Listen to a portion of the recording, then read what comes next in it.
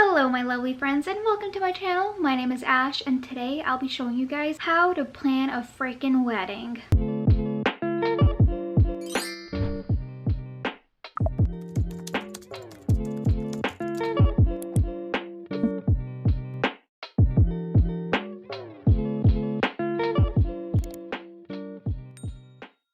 So I just got married in July and I would say, in my opinion, I had a very successful wedding.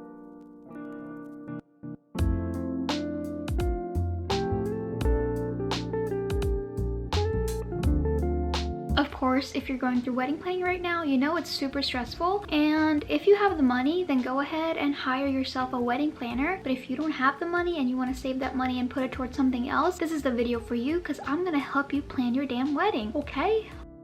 So get ready, grab your pen, grab a notebook, and let's get into this video. Make sure you're taking notes. You're gonna want to remember all of this. So we're just gonna go ahead and dive right into it. By the way, disclaimer, all of these steps that I'll be telling you guys, I took while planning my wedding, and I didn't necessarily take each of them in order. So I don't think it's necessary to take all of them in order, but you'll see what I mean once we get further into the video. All right, step one is to figure out your budget. Talk to your parents, your partner, and see who's willing to help you, because a big wedding anywhere from I think 75 plus people is gonna be very costly. It'd be around maybe $15,000 to $20,000. Second, you need to figure out a rough estimate of the people that are gonna be coming to your wedding. So are you gonna have only your close family members, up to 10? That's gonna be much cheaper. Or are you gonna invite family, friends, and everybody you can, up to 300 people? That's gonna be a lot more costly. So you should have a number in mind before going to wedding venues, because they're gonna have a limited amount of people that they can fit in their rooms. So you should have a rough estimate of how many people you're gonna be having at your wedding. Step 3 is finally scout your venue. Where do you want to get married? I suggest you book your venue 1 year or maybe even 2 years prior to your wedding, because guys, these dates, especially in the summer, they go like this. I got married during the summer and it was really hard to get my day, even though we actually had to reschedule our wedding for 1 year later because COVID hit the year we were supposed to get married. But yeah, go ahead and book your venue. Go ahead and scout around your area. If you don't want to get married in your area, then look wherever you want to go. Just look online. It's seriously so easy to just Google search it. And the next step is to go and visit the actual venue. So once you've picked your venue, the next crucial tip that you cannot skip is actually picking out your date and booking that date, because like I said, these dates go by really freaking fast, especially if it's during the summer, which I had a summer wedding and I loved it. It's kind of a hit or a miss if it's gonna be a hot day or a cool day. I got lucky. Short story time, it was actually supposed to thunderstorm on my wedding day, and it did in the morning, like early morning, and it like drizzled right before my wedding, and my husband and I were freaking out. We're like, this is gonna be a disaster, because I had an Indian traditional wedding and we had a mandap set, and it was like drizzling while we were in the car waiting. And yeah, we did see each other before we actually got married. The Hindu tradition doesn't have the same things as American tradition, but yeah, as soon as we stepped out, as soon as we stepped out to go to the mandap and get married, the skies cleared, the sun came out, and it was like the perfect temperature. Not too hot, not too cold. It was like 65, 68, and everybody was really happy about the weather. So especially me, because that was really stressful. But anyway, pick out your venue, pick the date, and also make sure you have a second plan. If you're planning to get married outside, make sure the venue offers an indoor wedding too, in case it does rain. But if it does rain, it means your marriage is gonna last forever, okay? It's a good sign. Now the next step is to actually make your wedding guest list. These are the people you're going to be sending your save the date cards out to. Save the date cards are usually sent within a year, 6 months to a year prior to the wedding. So go ahead and make your save the date cards. I used Vistaprint and Shutterfly for mine. I will show you guys an example of my save the date cards. I actually had 2 because we had to postpone our wedding. Okay, step 6 is to book your vendors. This is where it gets a little stressful and a little complicated, but there are a lot of vendors that you need to think about to have it on your wedding day. First would of course be a chef. What food, what catering are you gonna have for your freaking wedding? If it was up to me, I would have done Chipotle, but my wedding venue, which was the Bellhurst Castle in Geneva, New York, they actually already had a chef there, so I got lucky. And yeah, so sometimes if you're lucky, the food comes with your venue. Second thing is to book your florist. I'm sure that most weddings have flowers. I did at mine. My mandap was set up with flowers. It wasn't the best because it was a really windy day, so the flowers weren't the best, but sister-in-law got married and her florist was absolutely amazing. So yeah, book your florist if you're gonna have a bouquet, and your bridesmaids are gonna have a bouquet and all of that. You also need to think of your DJ. You gotta book the DJ. You want some chicka chicka wah. That was bad. You want a DJ, you want music at your wedding, you want a party. And if you want to really get litty and party, I suggest you play some Bollywood music, okay? Nobody was sitting down at my wedding. Everybody was dancing. That's how good Bollywood music is, okay? Next vendors you should think about is a photographer.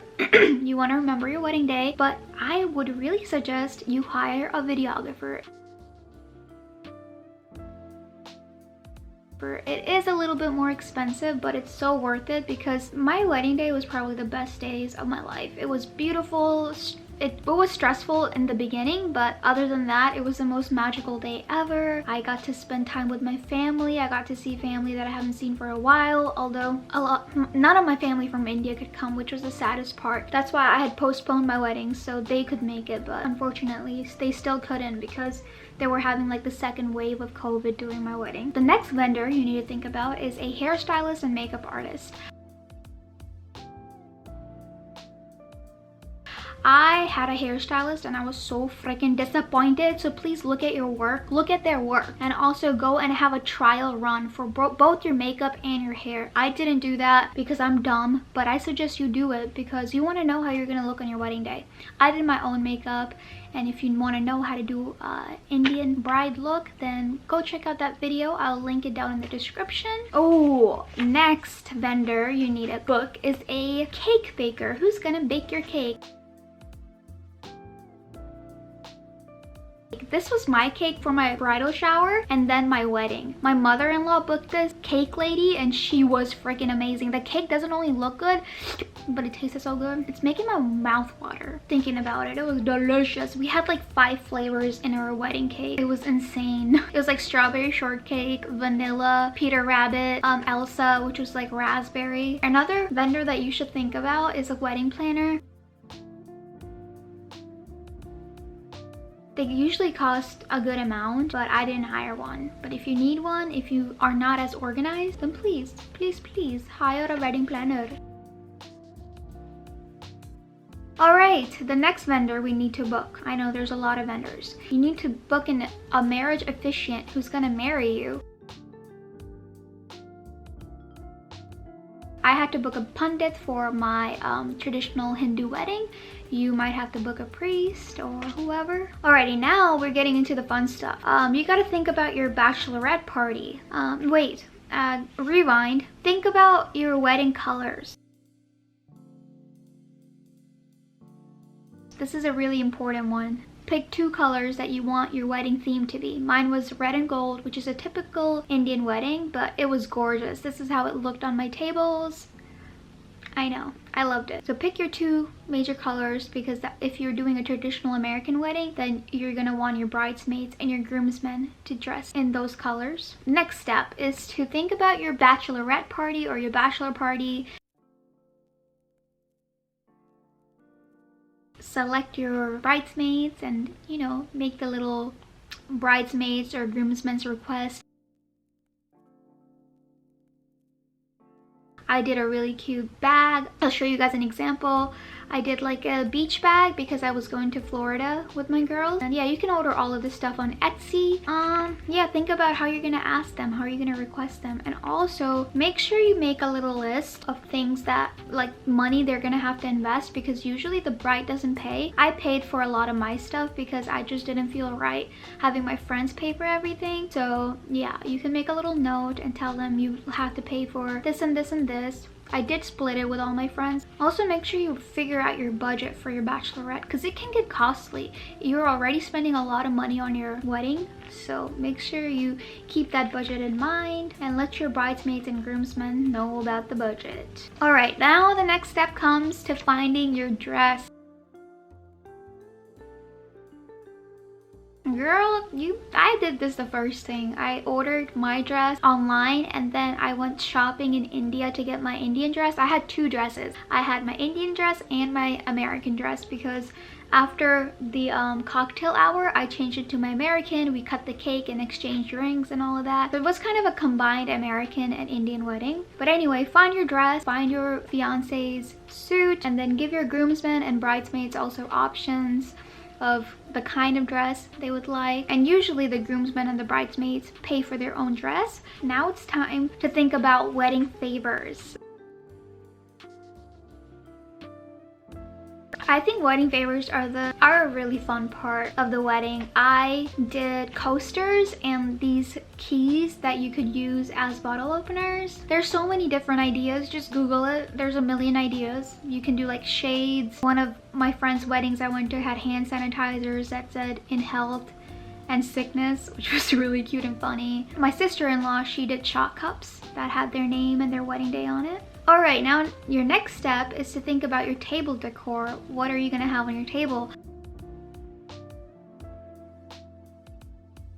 I had mostly elephants, idols, and also like a Buddha idol. I'll show you guys some picture of my table decor. And then I had some vines, petals.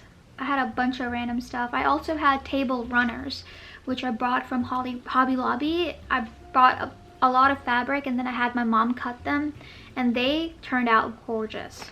Also think about other decorations like your welcome sign, your guest table. This was my guest table.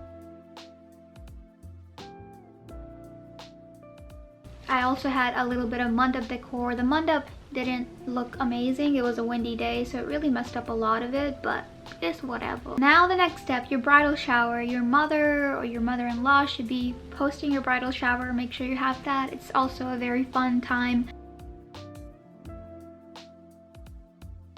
My mother-in-law did such an amazing job. All right, and now finally, it's probably getting closer to your wedding invitation date if you are already done with all of this stuff. So make your wedding invites.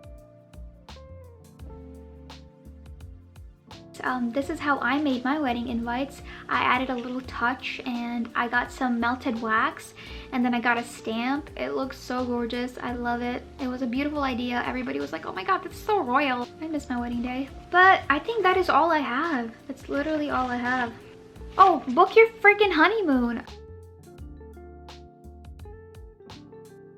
I actually didn't go to my honeymoon right away. We're going in May. We just had so many weddings to go to, like my sister-in-laws, our friends, and we had spent a lot of money already on our weddings, so we decided we would save up and go next year. So I'm excited for that. I'll be going to Hawaii. It's my dream place. And yeah guys, this is all I have for this video. If you guys found it helpful, please don't forget to leave a big thumbs up. Comment any questions you have. Make sure you subscribe. Everything you do when it comes to engagement really helps my channel grow and I really appreciate it. Thank you so much for your time. Thank you for joining me on your stressful journey. I hope that everything goes great. It definitely will. Just know that everything can't be perfect and it's okay. All right?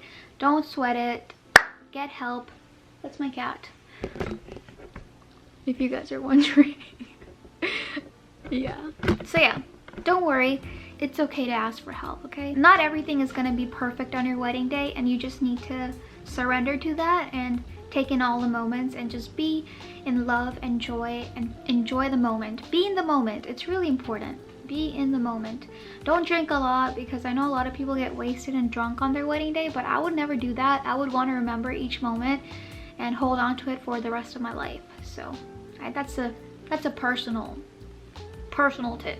Anyway, I love you guys. Thank you so much for tuning in. Bye.